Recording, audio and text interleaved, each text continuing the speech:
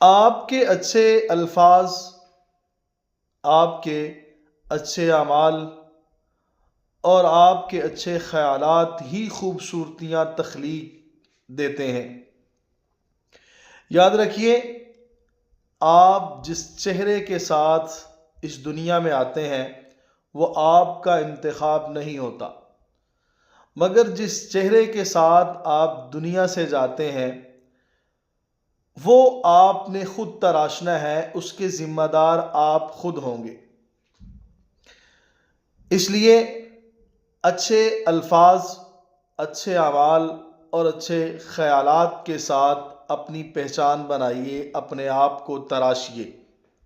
आप अपना जो चेहरा तराशें, लोग उसे दुआओं में याद रखें और हाथ उठाकर दुआ करें।